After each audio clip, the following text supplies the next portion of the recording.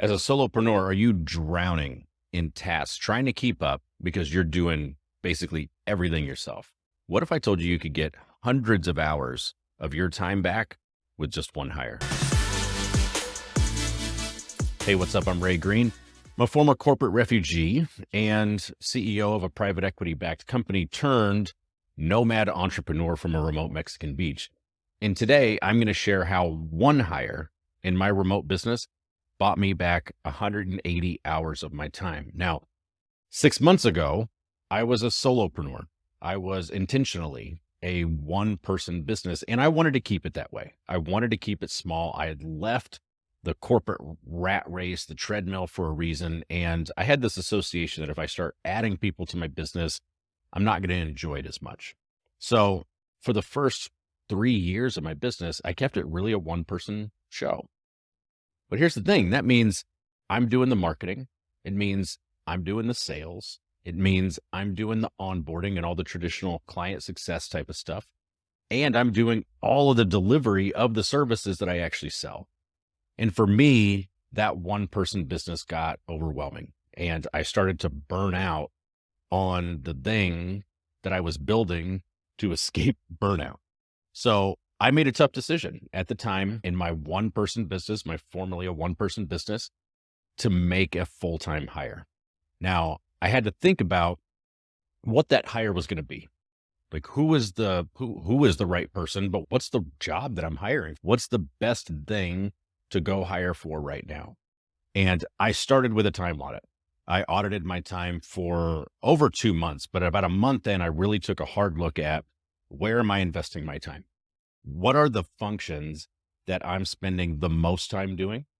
What are the functions? What are the tasks? What are the things that I'm doing that could be done by somebody else? And what are the things that if I offloaded these particular tasks or these functions or these job duties, whatever they are, if I offloaded those, how would they create the most value for the business? Meaning, are they valuable for that person that I hired to do? And does taking that off of my plate allow me to create more value for the business? Now, what I didn't want to do was I didn't want to hire someone to do work that shouldn't be done in the first place. As part of a one-person business and being a solopreneur, I had already done a really good job, I thought, of being really efficient, right? Looking and making sure everything that I'm doing has some purpose and a high degree of leverage in one way or another, right? So it had to be done. And I wanted to make sure that I wasn't hiring somebody to just take busy work that technically didn't need to be done. So I was looking at every task from that angle. And I didn't want to hire somebody to do the tasks that I thought I should be doing, right? I didn't want to go out and invest in hiring somebody to do the 3 or 4 or 5 things that, man, if I could clone myself, I would be doing this and I would be doing this and I would be doing this. I don't want to do that because the way that I looked at it is if I'm not doing those things today, they're probably not high value enough, high leverage enough to be done, right? If they were really that critical, if they were really that important, I would be doing those things today. And I actually used Dan Martell, the founder of SaaS Academy and, serial entrepreneur. He has a book out now called Buy Back Your Time. And I kind of subscribe to this. And essentially it is look at what you're doing, like where you're allocating your time, and then hire resources, hire functions, hire jobs, hire people to buy that time back. Right. And then take that time that you've bought and then use that time to basically promote yourself or go do the other next more valuable function and then do the same thing. Okay. So that was the mindset that I was going into this with. I wanted to look at what I was already doing. I wanted to make sure that it was really valuable, that if I hired somebody to do this, that there was a purpose behind it. And I wanted to make sure that it got me time back that I could then reallocate into doing other high value stuff or just not have to do, right? And maybe enjoy lifestyle. So with that perspective, I look at the time, and what I found was for me, I was looking at like 30 to 60 minutes a day doing direct messages, DMs in LinkedIn, from inbound leads, from new conversations, new connections, new people in my network, new followers. So 30, 60 minutes a day, I was in my DMs responding to people talking. Okay. So that was one function. Another one was about 3 to 4 people a week organically book into my calendar. So they go to my website or they go to a landing page or they go to a lead magnet and they book time on the call, schedule your free consultation, schedule your free strategy call, and they book a call. And that's typically 45 minutes to 60 minutes each one. Okay. So there's 3 or 4 hours a week. There was an hour or two a week that I was doing follow-ups with people. When you have 3 or 4 people coming into your calendar, into your system every week, there's follow-ups on those. Like everybody doesn't make a decision. I wish they did. Not everybody makes a decision at the end of that call. Okay. There are things that you can do, which I talk about in other videos, that you can do to compel people to take action, but you're still not going to get 100% hit rate.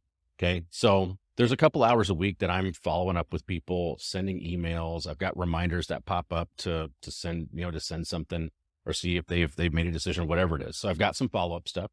And then there were things like small stuff, like, maybe 10, 20 minutes a day that I'm just doing like miscellaneous sales related stuff. Like, people fill out the contact form on the website, or people download a lead magnet and have trouble with it or want to talk to somebody right afterwards. So there's like, 10, 20, 30 minutes a day of general sales stuff. So really about 15, 20 hours a week was being invested towards sales related activities with just the amount of traffic and demand that I had. And that was a pretty significant function of my time, of my day, obviously. Now, when you look at those things, when I break them down, it's not necessarily one role. Like if I were building a larger business, some of that stuff is something I might give to a business development rep or a sales development rep, like an SDR or an appointment setter, right? Maybe some of that is, like the work in the DMs or work in the inbox or responding to people with lead magnets, things like that.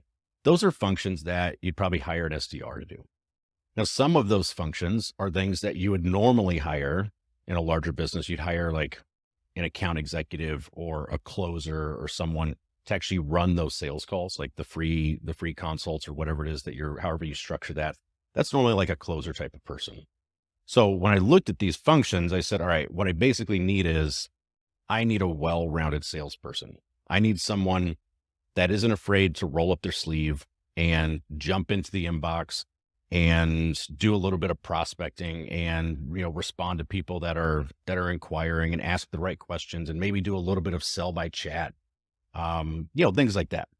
And I also needed someone that if they get on that call, they're taking 3 to 4 calls a week, that they're going to run that process the way that I would run it, right? I want them to run the same process that I run. It's actually the same process I install for a lot of my clients. So I needed somebody that could do both of those things. So what I did was I hired a full-time salesperson, knowing that they'd have half of their day full right out of the gates with what I'm already doing. Okay. That's 15, 20 hours a week. So I know that there's already that much work. I also knew that if I'm doing all of that while I'm doing everything else, while I'm creating content for social that goes up every single day, while I'm engaging with my network, while I'm onboarding clients, while I'm coaching clients, like new clients that come through, while I'm everything else that goes into the business, like running the business, managing the business, like the day-to-day stuff. I knew that if I was doing 15, 20 hours on that, plus everything else, that I probably had shit that was falling off the back of the truck, right? There were things that I was missing. There had to be the opportunities that I wasn't necessarily going after, like the stuff that falls through the cracks. So I created a 90-day on-ramp and I created some playbooks. I recorded a lot of what I did on a day-to-day basis with Loom videos, things like that, put those things into a loosely organized structure in Notion, right? And that was largely the extent of my training plan, but it may not have been the prettiest manual, like, not necessarily HR approved by a Fortune 50 company, but it had the essentials. It had the functions. It said, these are the processes. These are the day-to-day things. Here are the primary links. Here's the playbook that we run. Here are examples of calls that I've done. Here are hours of how I work in the DMs and in the inbox and all of that. So there was more than enough substance to get somebody started. Okay. I went out and I hired We spent a little bit of time on training, doing sales role play, getting ramped up. We warmed up. We phased things in over the course of a couple of months.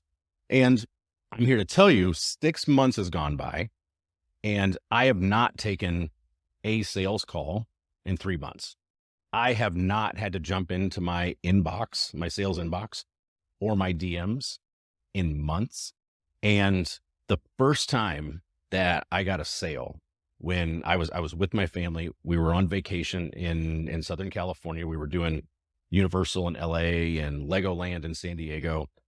So I'm with family. We're in Universal. Bing, my Slack channel hits. First new payment that comes through. And I said, yeah, like this is it. Like here I am with my family, enjoying my time, and sales are getting done. Bam. And that's when my mind started to shift a little bit about, all right, it's not necessarily that I don't want people on the team. It's who I want on the team, because the best way to get back your time is going to be through systems or through people, right? Those are the sources. Those are some of the sources of leverage that you can use to get your time back as an entrepreneur. And the bottom line is audit your time. Like take a look, a hard, objective look at what you're doing. Like this is like a nutrition plan. Don't keep it up in your head. Actually start an actual log. Okay. I used an app, free app called Toggle, Toggl, I believe. I'm not affiliated with them in any way, but it has an app, that I could use on my phone, actually connected to my watch, and it had a desktop version. So it was really easy for me to track. I set up some basic projects and said, all right, here are the categories that I'm going to be looking at. So audit your time and then look at the report, look at the data and say, what am I already doing? Not thinking about the stuff that you're not doing yet. You'll do that when you buy this time back. What am I already doing that I can have somebody else do that adds value to the business and then frees me up to allocate my time however I see best?